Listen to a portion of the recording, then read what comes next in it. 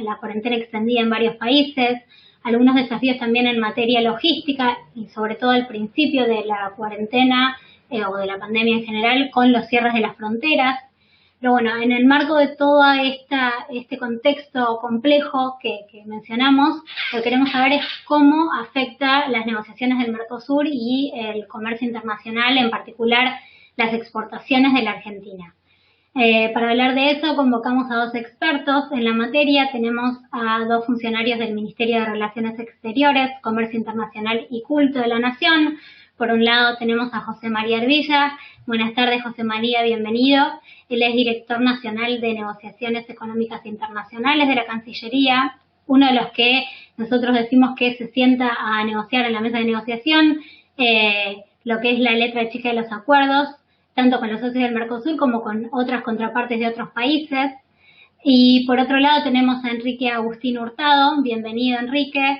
Él es director del Centro de Estudios Internacionales de la Cancillería, también con vasta experiencia en inteligencia comercial y desarrollo productivo. Ellos en el SEI se encargan, recordemos, de analizar el impacto de los acuerdos comerciales del Mercosur, como también se encargan de relevar todo lo que son las barreras que enfrentan las exportaciones de la Argentina en otros países.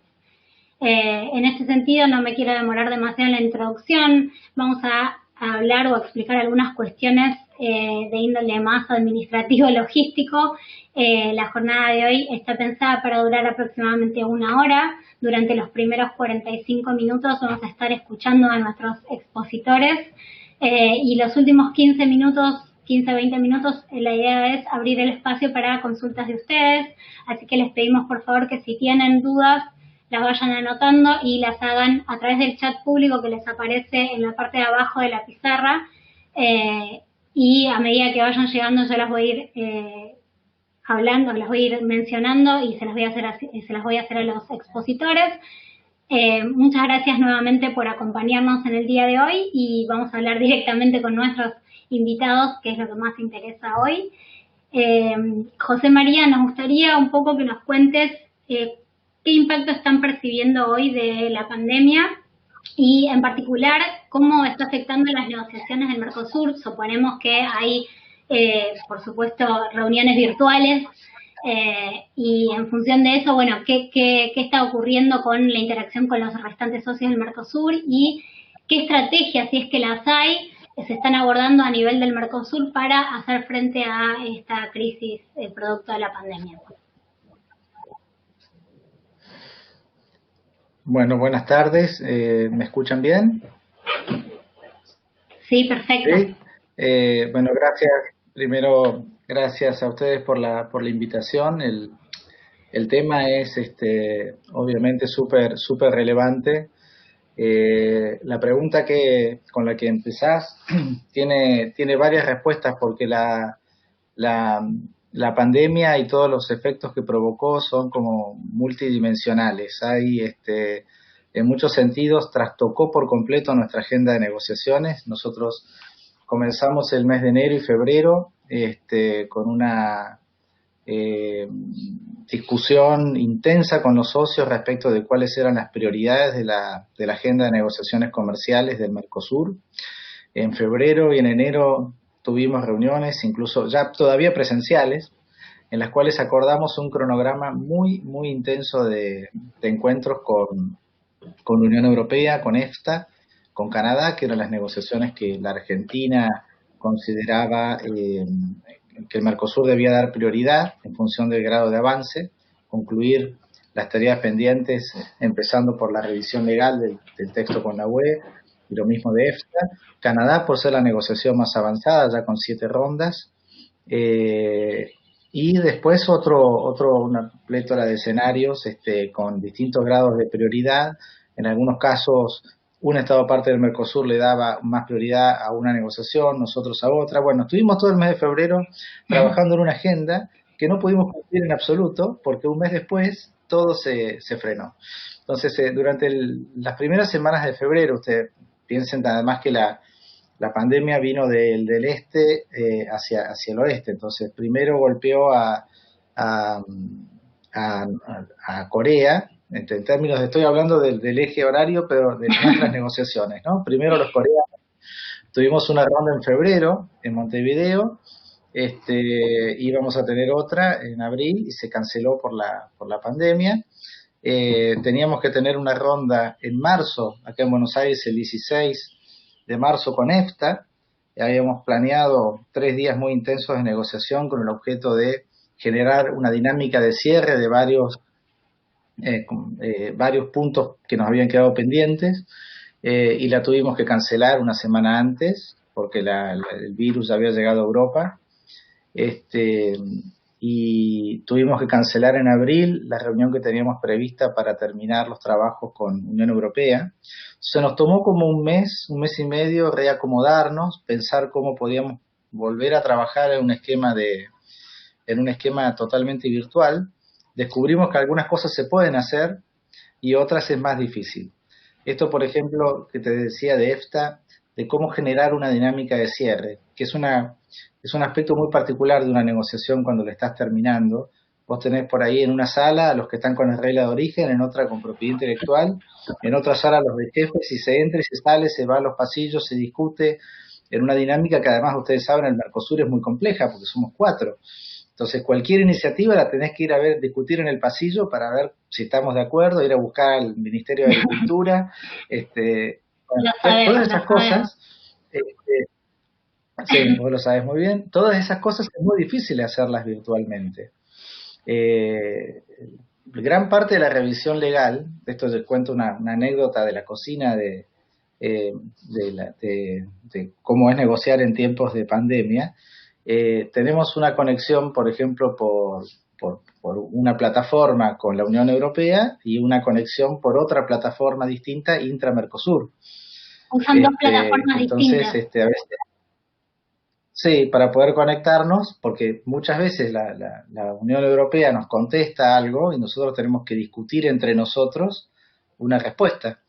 Entonces, hay cosas que se pueden hacer y otras no. Hemos trabajado mucho más intensamente a través del intercambio de textos, pero es algo que lleva mucho más tiempo. Sobre todo, se pierde esa posibilidad de explicar lo que uno tiene en la cabeza y el otro hacer lo mismo. Entonces realmente se ha vuelto complicado. Esto digamos es la parte ¿cómo te diría? El contexto pandémico del asunto. Después están las diferencias más estructurales, si se quiere, que hay siempre entre los estados parte del Mercosur respecto de las prioridades de la negociación comercial, lo que puede hacer un país no puede hacer el otro y viceversa. Todas estas discusiones las estamos teniendo por plataformas virtuales. Es curioso porque antes muchas veces uno esperaba quizás 2 semanas hasta que hubiera una reunión en Brasilia, en Montevideo. No es que no usáramos en absoluto las videoconferencias, pero no con esta intensidad. Ahora a veces tenemos 3 videoconferencias por semana con nuestros socios de Mercosur. Nos vemos mucho más seguido de lo que nos veíamos antes, y eso ha hecho que, así como te estoy diciendo que toda la agenda se nos ralentizó, al mismo tiempo la dinámica de la discusión se aceleró, porque ahora convocás una videoconferencia para el día siguiente, no tenés que esperar 15 días a juntar. Exactamente. Entonces, se ha vuelto todo muy, muy rápido, cosas que se volvieron muy lentas y otras que se volvieron muy rápidas. A veces incluso en perjuicio del tiempo que se necesita para madurar ciertas posiciones negociadoras. Antes vos sabías que hasta la reunión tenías 10 días para hacer consultas con todos los ministerios, llamar al Banco Central, hacer todo lo que necesitabas, y eso ahora capaz que la videoconferencia es para... Y ahora no horas. Me estoy adelantando quizás a una pregunta que había pensado para después, pero ya que lo mencionás ahora me interesa. Esto puede entonces también ser una oportunidad como para profundizar ese vínculo intra-Mercosur. ¿Ustedes ven algún espacio para avanzar en, por ejemplo, no sé, una convergencia en algunas de las cuestiones regulatorias que aún no tenemos definidas, por ejemplo, no sé, en materia sanitaria y fitosanitaria, en particular en este contexto de pandemia? Mira, me parece que, digamos, digamos, pasar de las reuniones presenciales a las virtuales no ha generado ningún cambio en las diferencias sustantivas que tenemos, digamos. Al contrario, yo te diría, si fuera a hacer una lectura más general de cómo ven nuestras contrapartes, las negociaciones, y yo te diría que los países que tenían ya habían realizado una especie de apuesta al crecimiento a través de las exportaciones, a la apertura comercial. Con la crisis económica de la pandemia, lo que han hecho es como darle todavía un sentido de urgencia a esa agenda. Y los países que tenían más dificultades, con sectores más vulnerables a la apertura comercial, tienen todavía más restricciones para abrirse. Entonces, te diría que en ese sentido lo que ha pasado es que la pandemia generó una polarización de posturas. Y eso obviamente que por Zoom no se puede resolver. No, por supuesto. Y en definitiva, entonces, las negociaciones, digamos, sabemos que estamos en un contexto no solamente, digamos, más allá de la pandemia, estamos atravesando también un momento de debilitamiento del sistema multilateral de comercio y, digamos, en este marco como que parecen cobrar incluso más relevancia la negociación de acuerdos comerciales para brindar de alguna forma algún tipo de entorno de confianza o de certidumbre para los actores del comercio internacional. En ese sentido, ¿cómo vienen avanzando en definitiva las negociaciones? ¿Se sigue avanzando en las negociaciones? ¿Cuáles son las que piensan que en los próximos meses van a poder tener algún grado de avance significativo? Bueno, mira, nosotros habíamos arrancado el año pensando que podíamos llegar a la firma del acuerdo Mercosur-Unión Europea para fin de año, habiendo concluido la revisión legal en el mes de junio más tardar. De hecho, pensábamos en abril-mayo. La verdad es que quedan muy poquitas cosas de la revisión legal, pero obviamente las más difíciles, abiertas, que tendremos que retomar ahora en septiembre. Empieza a haber, si ustedes ven la prensa en Europa, cada vez dudas más grandes respecto del impacto medioambiental del acuerdo, de muchas críticas a la política medioambiental en Brasil. La verdad que empiezan a aparecer mensajes de que la presidencia alemana del Consejo va a priorizar la conclusión de las negociaciones del Brexit, que están bastante empantanadas también. Empieza a haber cierta sensación de que tampoco está el clima político en la Unión Europea para acelerar demasiado la negociación, pero son todas especulaciones. La verdad es que desde el punto de vista técnico nuestra tarea es terminar el trabajo, que el texto pueda quedar listo para ser traducido. El tema es que esta negociación es una negociación muy curiosa. Normalmente uno se sienta en la mesa de negociaciones con 5 problemas y se levanta con 3. A lo sumo con 5, pero la negociación uno se sienta con 5 y se levanta con 7 o con 8. Entonces siempre van apareciendo cosas.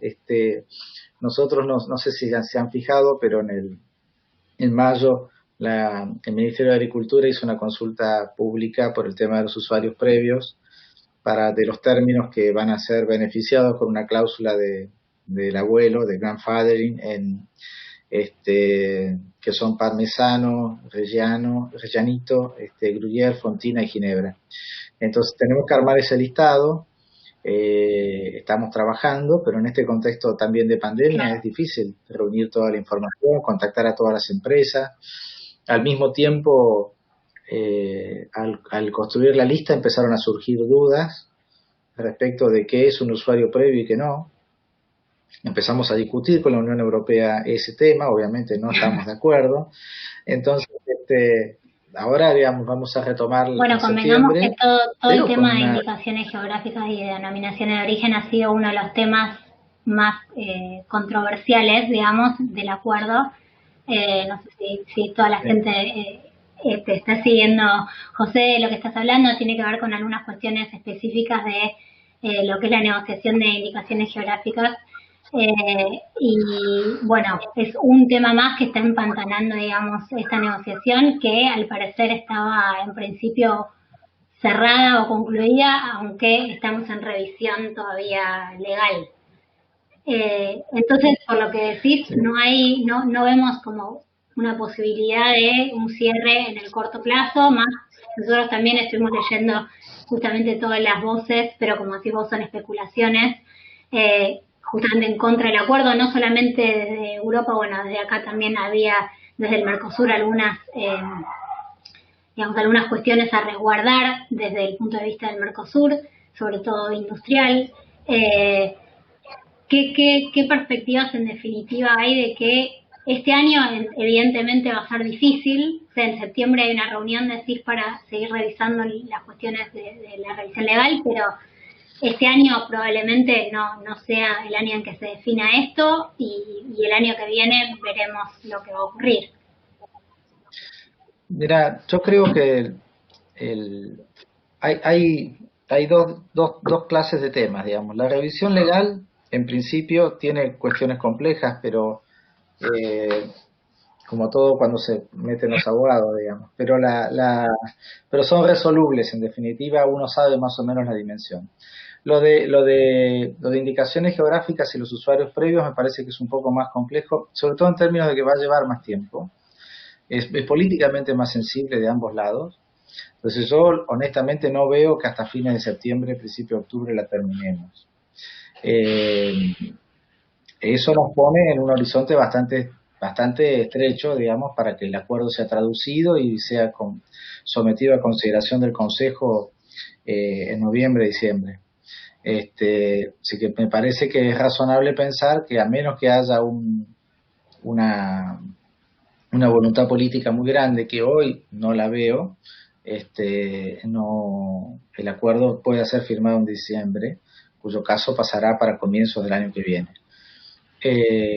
Pero como digo, esto va a haber una discusión fuertemente eh, mediatizada y politizada en el Consejo de la Unión Europea para autorizar a la Comisión a firmar el acuerdo. Entonces no veo eso todavía tan claro, digamos, pero es parte de lo que ha pasado siempre, ¿no? Con todo el acuerdo con Canadá era controversial, el acuerdo con Vietnam era controversial, este, eso por UE, digamos. En caso de Canadá también es muy curioso porque por cuestiones sobre todo de ciertos requisitos de seguridad que ellos tienen para negociar virtualmente, necesitan acceder a los edificios de los ministerios.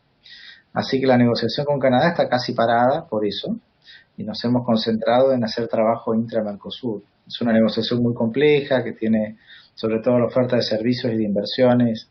Nosotros en función del cambio de administración en diciembre decidimos poner en examen toda la oferta, reconstruir esa oferta lleva mucho tiempo, así que es una negociación que suponemos vamos a retomar en septiembre, octubre, pero le va a quedar un año por delante, Claro. más o menos, ¿no? Después Corea es una negociación que ustedes saben hubo bastante ruido, en abril, mayo, la, la Argentina le propuso a los socios un formato diferente para negociar, en el cual nosotros no vamos a participar de la negociación de bienes y de reglas de origen, sí en el resto de los capítulos. Pero bueno, la verdad que eso también ha sido difícil con Corea establecer una dinámica de trabajo. Tengan en cuenta que además de cuando no podemos viajar, significa también que tenemos una diferencia horaria de 12 horas, así que el margen para negociar es complejo, o es muy tarde para ellos, muy temprano, entonces, eh, hay varias dudas todavía para despejar intra-Mercosur respecto de cómo se aplicaría este formato que hemos propuesto. Entonces, estas son las más importantes, después tenemos Israel, India, hay mil cosas, negociaciones mucho menos avanzadas que no los quiero aburrir, pero hay toda una agenda que nos está ocupando. Israel, Líbano, la coyuntura en Líbano frenó toda la negociación. Con Indonesia acordamos términos de referencia para proponerles a ellos, pero no son negociaciones que recién el año que viene el Mercosur tomará una decisión si avanza o no avanza. Y estaba pensando un poco en este marco, Enrique, cómo sabemos que están, digamos, que hubo un acuerdo con la UBA para avanzar en algún tipo de análisis de impacto de las negociaciones, un poco en función de esta priorización que habla José María. ¿Ustedes están avanzando en este análisis de impacto de los acuerdos? Si es así, ¿en qué están mirando? ¿Qué variables están teniendo en cuenta para hacer estos análisis? ¿Solo cuestiones económico-comerciales o también están abordando cuestiones más de desarrollo sostenible, digamos, sociales y ambientales incluidas en el análisis? Bueno, hola, ¿cómo están? Buenas tardes. Gracias, Sofía, por la invitación y gracias por lo de experto. Dijiste al principio que el caso de José María va muy bien, pero en mi caso no, así que también te quería agradecer eso fundamentalmente. Bueno, yo iba a hacer un chiste sobre eso, pero a vos no te corresponde, me corresponde a mí, en tu caso está muy bien. No, a ver, preguntaba sobre los estudios de impacto con la UBA, primero ahí sí te quería aclarar, firmamos un convenio con la UBA, todavía no está especificado qué vamos a hacer con ellos.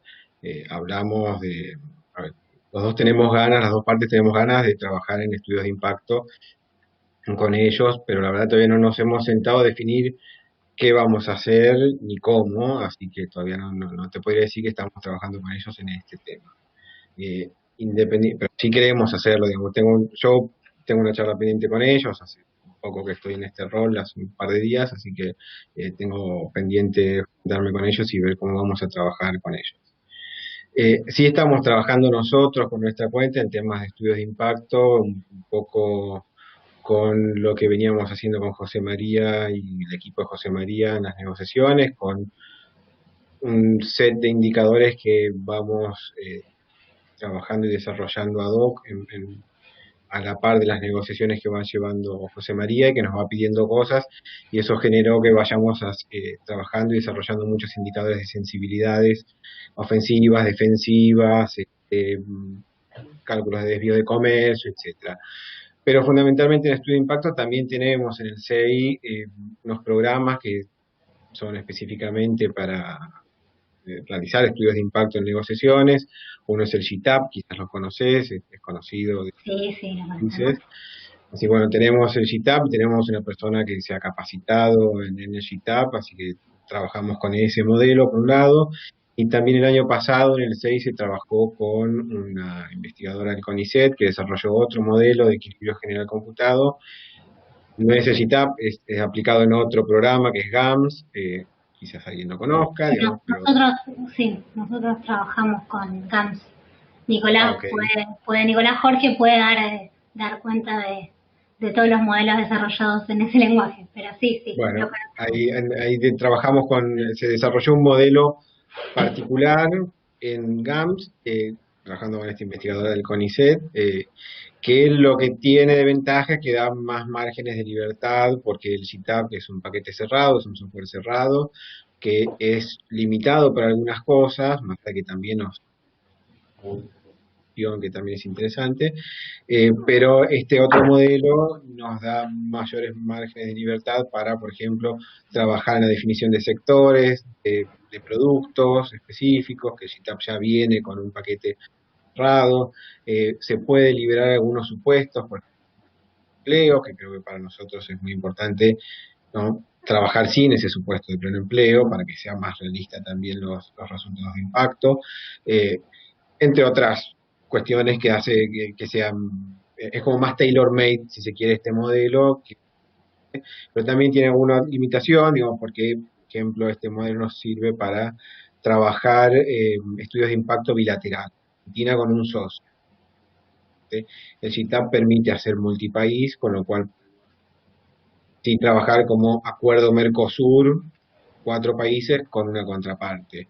Entonces tenemos ventajas y desventajas en un caso y en otro. Y me preguntaba si había variables, incluía variables sociales o ambientales o económicas. Digo, bueno, en ambos casos sí es fundamentalmente bases datos, no nos brinda datos de impacto en variables comerciales, económicas, varios agregados macro, y en temas sociales, un poco sí, un poco no. Incluye algunos impactos en temas de empleo relativo, eh, Claro. pero depende del modelo también medio que hay que agarrarlo con pinzas, porque a veces está atado más a nivel de producción, una relación más constante. Bueno, es como ya meterse un poco más Más técnico y es complejo, más. sí. Sí, a ver, la verdad todavía no tenemos resultados concretos para decirte si es bueno o es malo en sí. A priori hay algunos datos que surgen, pero requiere que los miremos y ver si efectivamente esos resultados sirven. Independientemente de eso, podemos trabajar y hemos pensado trabajar en impactos, por lo pronto, en temas de empleo y tipos de Claro. empleo y sectoriales ad hoc.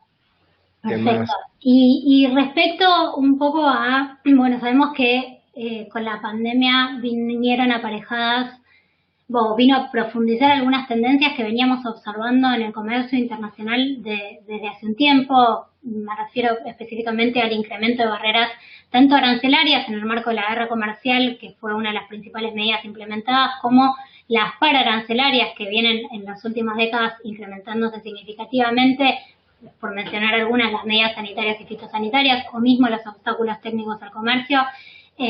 Enrique, ustedes sé que relevan justamente en el SEI estas barreras al comercio y sobre todo de las exportaciones argentinas.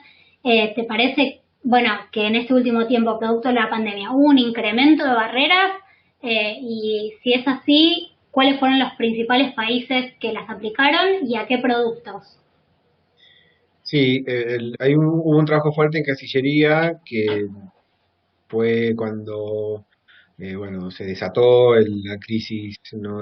Por la pandemia en marzo, abril, ¿no? Que recordemos eso, ¿no? Con las cierre de fronteras y todos los países empezaron a aplicar medidas muy fuertemente, temas de comercio, relativas al comercio, y ahí en Cancillería se hizo un trabajo muy fuerte de las representaciones en el exterior y se relevaron todas las medidas que los países fueron poniendo. Eh, y ese creo que es el trabajo más fuerte que se hizo este año, más allá de la base que tiene el SEI de Cibea, que eso se va como nutriendo de manera propia, digamos, uno va relevando medidas, digamos, alguno que la sufra la puede relevar ahí, digamos, ¿no? Pero creo que el trabajo fuerte fue de Cancillería en esos meses, con las representaciones, de hecho, un área de Cancillería, una subsecretaría con las representaciones, trabajaron relevando las medidas que se implementaban y compilándolas. Y lo que se vio en ese trabajo es que hubo muchas medidas al comercio, fundamentalmente fueron de facilitación de importaciones en fundamentalmente en productos farmacéuticos, productos hospitalarios, ¿no? No solo farmacéuticos, incluyen mascarillas, incluyen los respiradores, incluye todo, ¿no? Entonces ahí sí hubo muchas medidas de facilitación de importación de esos productos, ¿no? Eliminando aranceles, facilitando o acelerando procedimientos de importación. Entonces concentraron en, más que nada, facilitar importación, eh, medidas temporarias por la pandemia, en esos bienes y en agroalimentos también, ¿no? Y por otro lado, las medidas restrictivas que hubo al comercio fueron fundamentalmente de restricción a exportaciones, también concentrada en los mismos bienes, productos hospitalarios, fundamentalmente, y en algunos casos en agroalimentos, ¿no? El espíritu que estaba detrás era asegurar el abastecimiento en esos bienes esenciales. Eso fue lo que se relevó en su momento, y después si uno también ve las distintas medidas que se fueron aplicando en los países, que se va relevando todos los meses, se ve lo mismo, incluso muchas de esas medidas más restrictivas se fueron eliminando, más restrictivas al comercio, se fueron eliminando en algunos meses subsiguientes, pero en general fueron facilitación de importaciones y restricción de importaciones concentrada en este grupo de bienes. Ya tenía unos números que daban, ahí te digo, de las medidas relativas a la exportación, el 93% fueron de restricción a las exportaciones. Y de importación, las medidas relativas a las importaciones, el 95% fueron para facilitar importaciones. Claro. Eso es lo que se ve. Perfecto, muchísimas gracias, muy claro. Ahora estaba pensando un poco que la pandemia genera de alguna forma un montón de desafíos, ya vemos y hablamos de los retos de la pandemia y las consecuencias, pero ¿creen que hay alguna ventana de oportunidad producto del COVID? Digamos, ¿hay alguna posibilidad de que esto facilite? Digamos, José María comentaba justamente que había quizás algunas cuestiones que permitía discutir más a través de la vía virtual, pero por otro lado se profundizaban algunas de las cuestiones individuales de cada uno de los países. ¿Ven que puede haber espacio para oportunidades de corto plazo o mismo de largo plazo en este sentido? No sé si querés que contesto.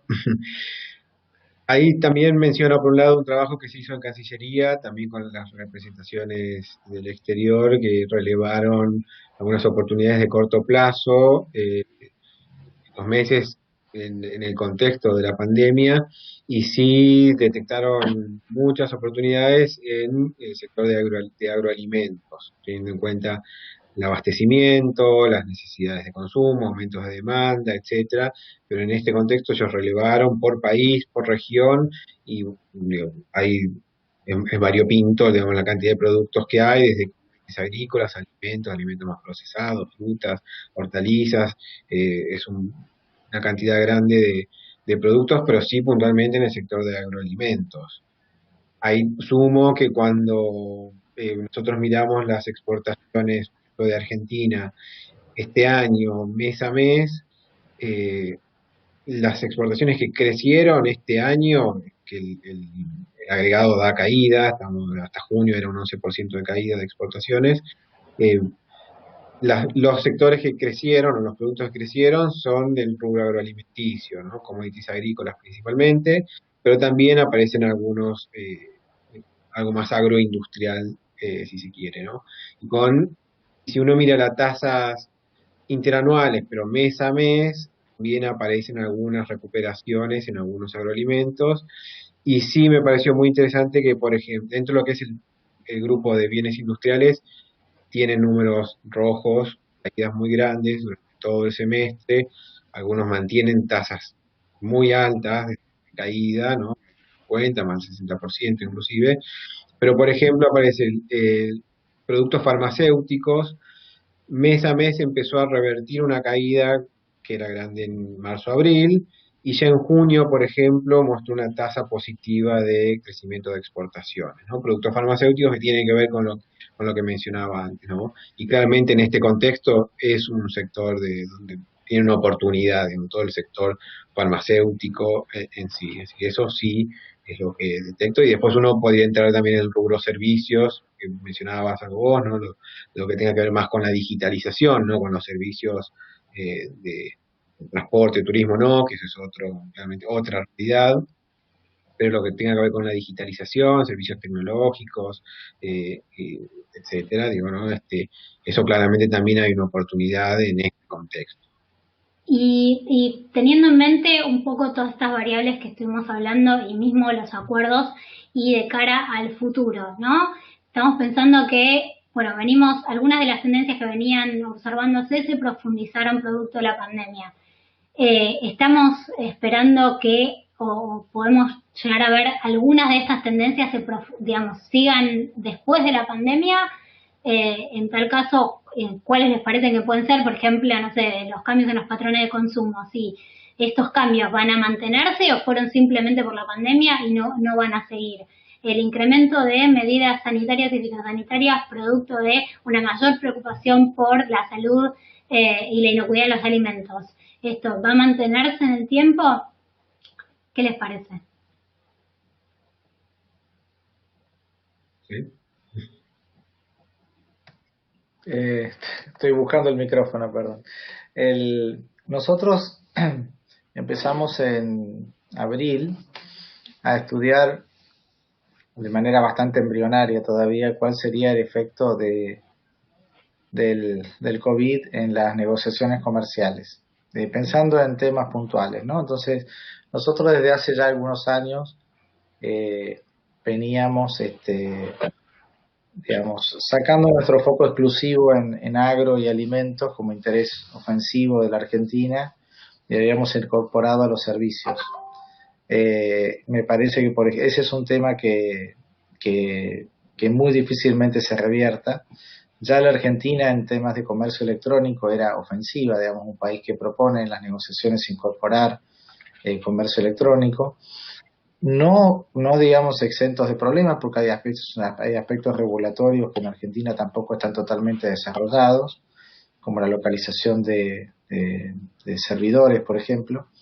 Pero es un tema que nosotros vemos que la tendencia de los últimos 20 años a complejizar y profundizar las negociaciones de servicios, incorporando capítulos sectoriales sobre telecomunicaciones, finanzas, comercio electrónico, todo eso se va a profundizar. Hay que volver a mirar los capítulos de compras públicas. Hay tanto nuevas oportunidades de sectores para las exportaciones nuestras, como también nuevas áreas en las que hay que mirar con un ojo más estratégico los sectores que hay que preservar, por ejemplo, en equipamiento médico, que no es algo que no viniéramos haciendo, digamos, pero no lo habíamos hecho nunca con un ojo puesto en el hecho de que mañana, de un día para el otro, hay que salir a comprar respiradores por todo el mundo, digamos. Lo habíamos hecho con una óptica más de desarrollo industrial que de digamos, una emergencia sanitaria. Me parece que esos son dos capítulos que nosotros estamos volviendo a ver con ojos post-COVID. Otro, por supuesto, es el de las empresas públicas. Vamos a emerger de la pandemia con más empresas públicas, no digo la Argentina, digo el mundo, ¿no?, que antes, con más injerencia o con más capitalización estatal de empresas privadas. Entonces, va a ser muy interesante en estos capítulos de Estado, donde generalmente nosotros somos defensivos y países como Canadá son muy ofensivos. Vamos a ver si mantienen esa ofensividad ahora que muchas de sus empresas también van a ser de capital estatal, por lo menos en parte. Entonces va a haber ahí, me parece, de cosas que han llegado como para quedarse, y obviamente a nosotros nos va a quedar un sector industrial que tenía muchos problemas de competitividad, de financiamiento, que va a quedar todavía más vulnerable, digamos, en un caso de apertura comercial. Entonces, y eso va a pasar no solamente en Argentina, va a pasar en todos lados. Nos ha ocurrido en las negociaciones con Suiza. Obviamente el sector farmacéutico de Suiza quiere, obviamente en este contexto, ve oportunidades y se vuelve todavía más ansioso por concluir el acuerdo, pero el sector de los productores vitivinícolas suizos son todavía más reticentes a... O sea que en definitiva esto puede de alguna forma también ayudar en realidad a integrar algunas posiciones, digo, de repente cambios tan bruscos en patrones que antes eran bastante claros y ahora se pueden flexibilizar, quizás pueden ser una ventana de oportunidad para avanzar en la integración a través de acuerdos comerciales. Digo, en ese sentido, ¿cuáles pensás vos, si es que lo hay? O sea, no sé si hubo algún país que ha expresado intención en avanzar en negociaciones con el Mercosur, digamos, más allá de las negociaciones que hoy ya están en curso, o si hay algún potencial para desarrollar nuevos socios comerciales de interés. Vietnam, vos mencionabas Indonesia, que son uno de los países que estamos teniendo mayor comercio bilateral, y podrían llegar a presentar potencial hacia el futuro para desarrollar.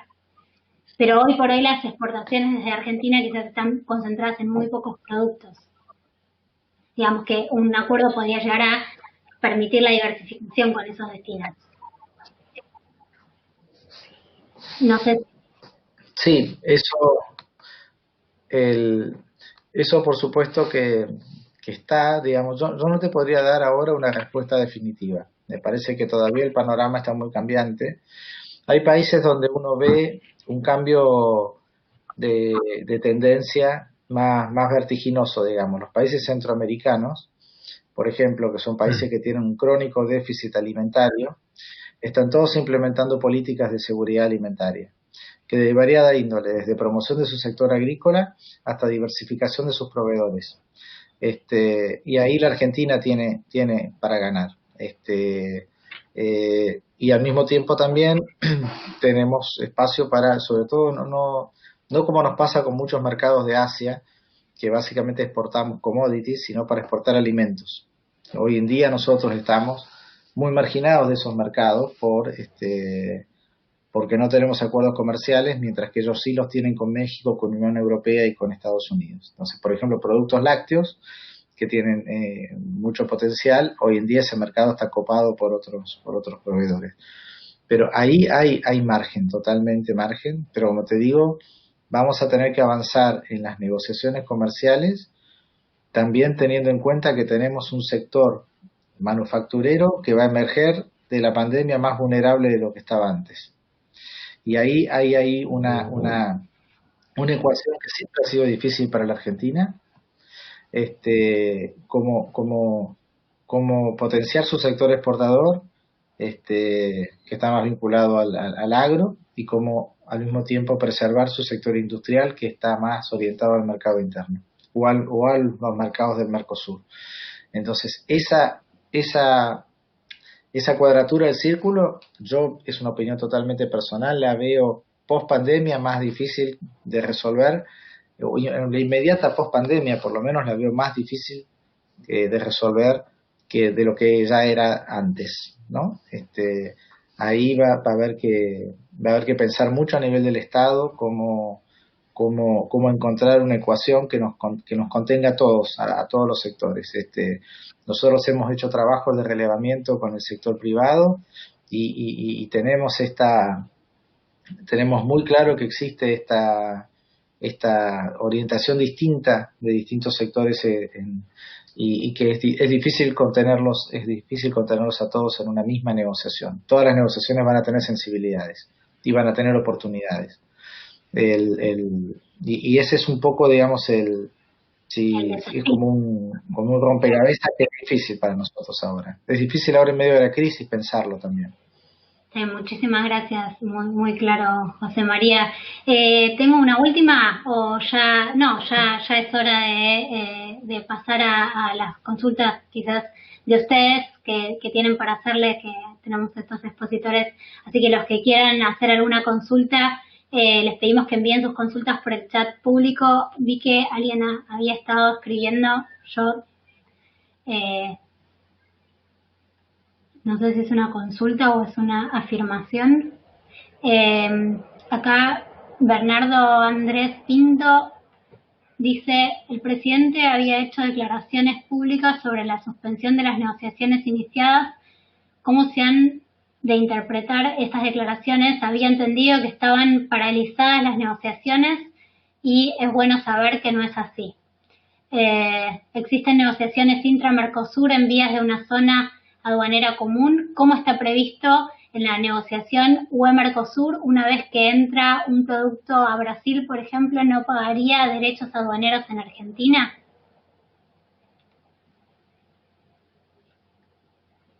Negociaciones sobre el impacto de la ganadería argentina, es la misma persona, ¿no? Está preguntando sobre el impacto de la ganadería argentina en las emisiones de gases de efecto invernadero, el estado de las negociaciones. Bueno, varias preguntas. Bueno, la última, capaz, Sofía, la podés responder mejor vos que yo, el tema de las emisiones de la ganadería. No ha sido parte de las negociaciones, de ninguna negociación en sí mismo, digamos. Siempre se incorporan estudios de impacto en las cuales se mide cuál sería el impacto neto de las emisiones en un escenario de apertura. Normalmente eso se hace después que el acuerdo está concluido o muy antes, digamos, del lanzamiento de la negociación para poder modelar y hacer previsiones, o se hace después con los resultados de la negociación para después tener subsidiar la evaluación que hacen los congresos o los parlamentos. Hay estudios muy interesantes, hay uno de la London School of Economics, que es sobre un estudio de sustentabilidad del acuerdo Mercosur-UE, que es largo, pero es de interesante lectura. Hay uno que ha publicado Agroscope sobre el acuerdo Mercosur-EFTA, que el impacto es bastante bajo. Obviamente también las cuotas de EFTA son bastante chiquitas.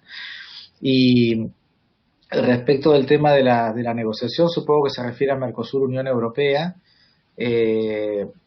Digamos, la Argentina, con la nueva administración, ratificó que nosotros seguimos participando de la agenda de negociaciones del Mercosur, de todas las negociaciones.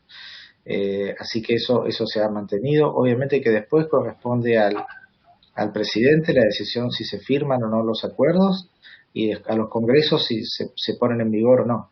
Así que eso, digamos, nosotros como negociadores tenemos hasta ahora la instrucción de seguir hacia el trabajo técnico que estaba comenzado dentro del consenso del Mercosur.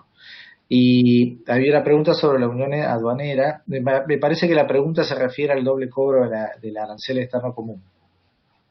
Ese tema en el acuerdo ni con la Unión Europea ni con EFTA está previsto. Así que no hay libre circulación intrazona libre de doble cobro, más allá de lo que ya está previsto en la decisión 5404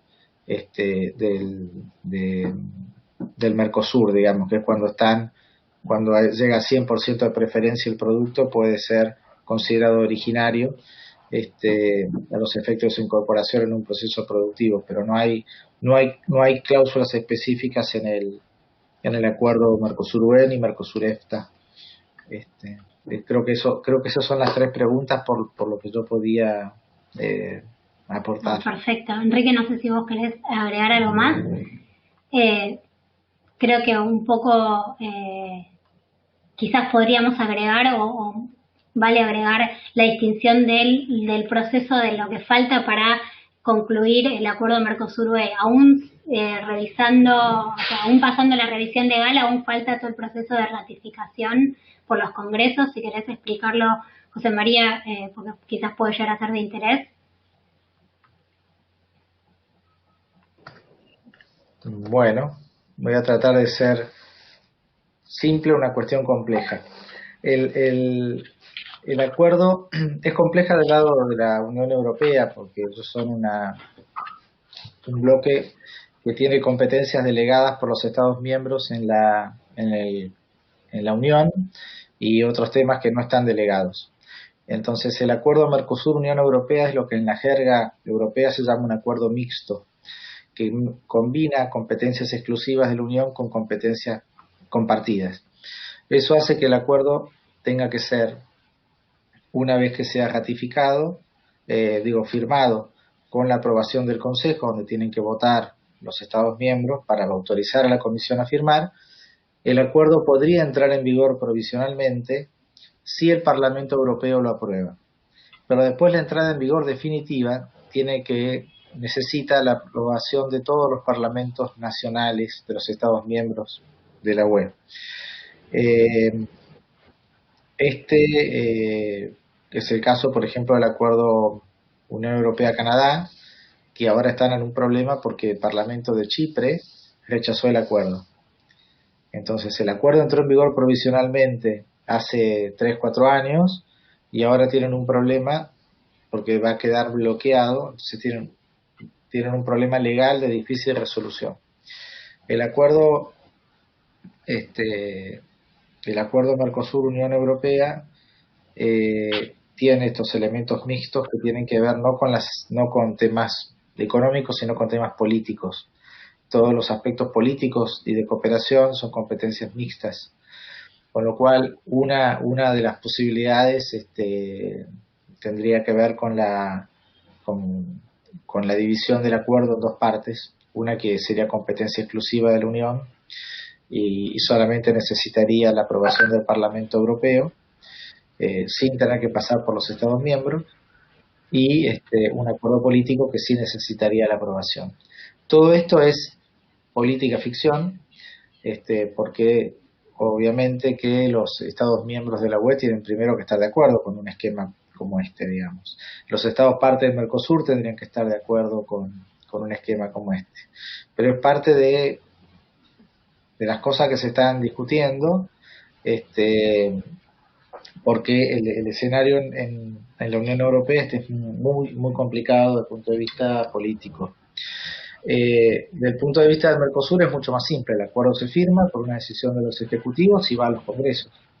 Si el Congreso lo aprueba, entra en vigor. Pero si entra en vigor entonces, bilateral del país que lo ratifica con la Unión Europea. Es decir, que si, por ejemplo, Brasil lo ratifica y Argentina no, Brasil entra en vigor el acuerdo con la Unión Europea y todas las preferencias que están en el marco de ese acuerdo se benefician Brasil y la Unión Europea, y la Argentina no. Es decir, que en ese sentido, la entrada en vigencia para el Mercosur es bilateral con la Unión Europea, y hay algún mecanismo que se ha pensado al interior del Mercosur para avanzar en una ratificación, al menos pensando en la posibilidad de ingresar más o menos al mismo tiempo, o una ratificación coordinada, digamos, entre los miembros del Mercosur.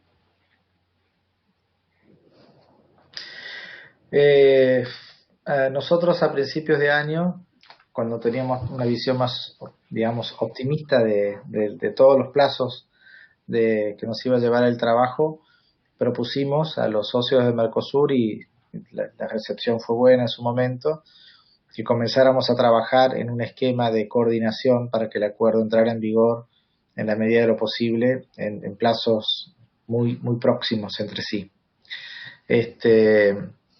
No se formuló una propuesta, nos concentramos en el trabajo de revisión legal que realmente concentró mucho esfuerzo y muchos recursos, porque teníamos que consultar de vuelta a todos los negociadores cada cambio, si era un cambio meramente legal o involucraba un cambio de sustancia. Así que la verdad que después vino la pandemia, o sea que realmente un poco quedó fuera de radar esta cuestión, porque se empezó a volver un poquito más lejana. Pero es un tema en la eventualidad de la firma del acuerdo, vamos a tener que volver a esa cuestión de la coordinación. Pero no hay nada escrito ni nada pensado. Ustedes vean que este acuerdo se negoció pensando en que iba a entrar en vigor simultáneamente para los 4 estados partes, y diríamos que a último momento, no a último momento, pero relativamente tarde en el proceso, se incorporó esta posibilidad de la entrada en vigor bilateral. Eso significa que los cronogramas de desgravación, claro, las cuotas, no hay ninguna cláusula dentro del acuerdo, exacto, que prevea qué va a ocurrir. Exactamente. Todo eso lo vamos a tener que armar entre Mercosur, establecer alguna coordinación, aunque sea de los plazos de notificación del cumplimiento de los requisitos internos para la entrada en vigor del acuerdo.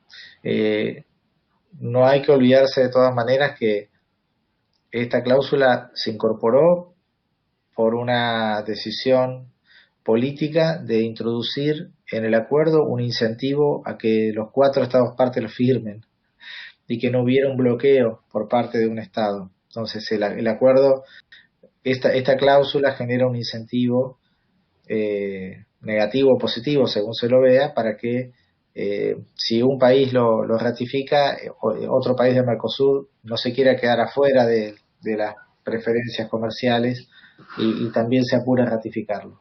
Entonces, pero esta fue una decisión política que no tiene reflejo en cláusulas específicas después a lo largo del acuerdo. Entonces lo vamos a tener que compensar con buena voluntad política. Acá hay una consulta adicional de uno de los participantes. ¿Qué rol juega el aspecto ambiental en las negociaciones en virtud de las declaraciones del presidente de Brasil? José María, hay un capítulo de desarrollo sostenible en el acuerdo Mercosur-Unión Europea. No sé si querés comentar algo al respecto. Sí, en el pilar político hay varios artículos que hacen referencia a cambio climático y a desarrollo, a comercio y desarrollo sustentable.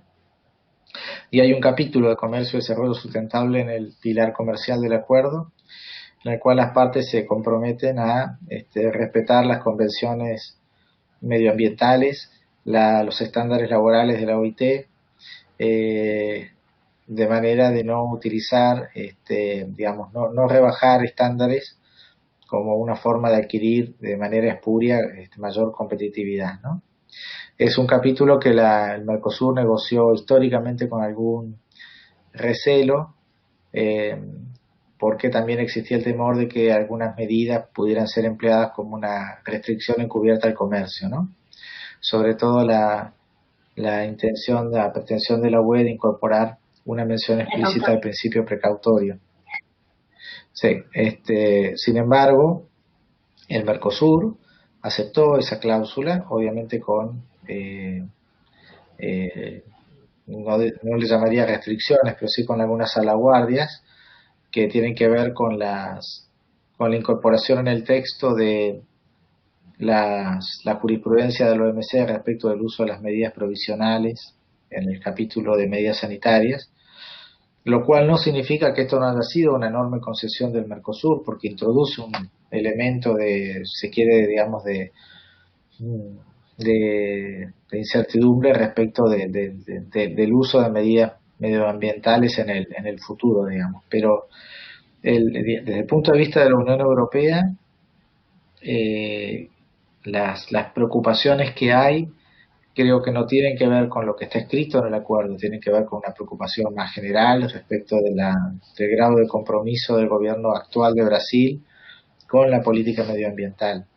Y esa es una discusión que excede lo que está escrito, digamos. Y por ese lado me parece que se juega, digamos, en un plano, en una dimensión que excede a los negociadores, lo que si se firma o no se firma el acuerdo, si se ratifica. En el capítulo de desarrollo sostenible igual hay una mención explícita a que van a cumplir los acuerdos, lo establecido en los acuerdos internacionales, o sea que Brasil de alguna forma en el acuerdo sí se compromete a cumplir lo establecido en los acuerdos internacionales. Y algo interesante del capítulo de desarrollo sostenible, déjame agregar, José María, a tu intervención, que tiene que ver con que cada país tiene la potestad de definir su protección, digamos. No es que hay, o sea, lo que dice el capítulo es que cada país puede establecer sus propios mecanismos de protección del medio ambiente y de adaptación al cambio climático, obviamente atendiendo a los acuerdos internacionales y a la definición a nivel internacional. No sé si eso ayuda en la consulta que hicieron en el chat. Creo que acá hay otra. ¿Qué papel juega tener un organismo supranacional en la Unión Europea en el sentido de que hubiera rechazo en la ratificación del acuerdo UE-Mercosur de algún país europeo? Bueno, ahí antes hay una cosa que quiero decir que me olvidé. Del capítulo de comercio y desarrollo sustentable no está sujeto al mecanismo de solución de diferencias del acuerdo. Eso, desde el punto de vista, digamos, de una óptica ambientalista, es una debilidad del capítulo. Desde el punto de vista de un país exportador, quizás el hecho de que no tenga una cláusula de enforcement sea una ventaja, digamos. Depende de qué lado de la mesa se esté, digamos. Por otro lado, eso también significa que el uso del principio precautorio, si se usa bien o mal, tampoco está sujeto a solución de diferencias. Está sujeto a un mecanismo propio de ese capítulo, digamos, no sujeto hay un mecanismo propio en el capítulo que establece una solución de diferencias para el capítulo, pero no está sujeto al capítulo de solución de diferencias de todo el acuerdo, digamos. La diferencia fundamental es que no habilita la aplicación de represalias comerciales por un incumplimiento de una medida, de una disposición del capítulo. Respecto de la pregunta,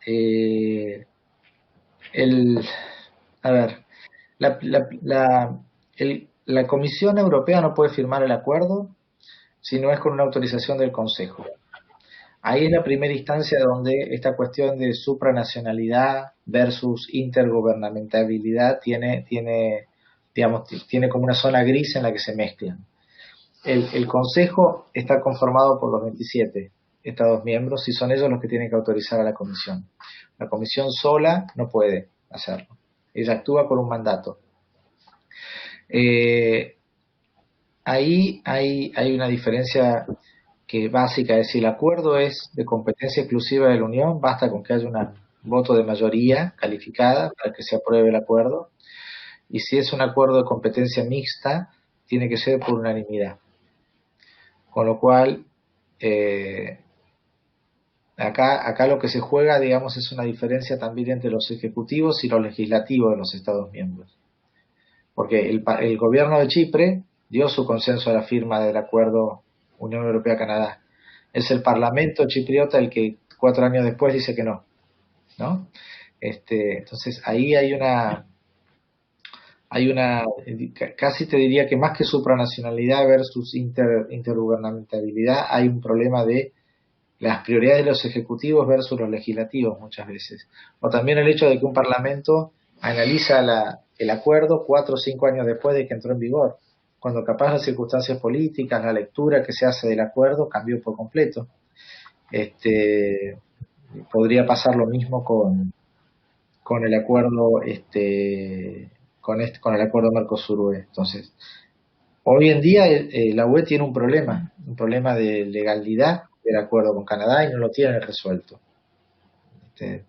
Y ese problema podría replicarse en el caso. Perfecto, muchísimas gracias, José María. Estamos llegando al cierre de la jornada, ya son pasadas las 6. Agradecimiento especial a ustedes nuestros invitados, por el tiempo y haber hablado tan abiertamente y francamente con nosotros. Les pedimos un aplauso virtual a nuestros invitados que se tomaron este tiempo, y también a todos ustedes por participar y acompañarnos en otra jornada más. Nos vemos entonces en el próximo evento, que va a ser probablemente el mes próximo, el lanzamiento de la campaña gruesa de la Bolsa de Cereales de Buenos Aires. Es el 23 de septiembre, así que agenden la fecha y esperemos nos puedan acompañar en ese día también. Adiós, muchas gracias. Gracias a vos, Sofía. Muchas gracias. Adiós. Hasta la próxima.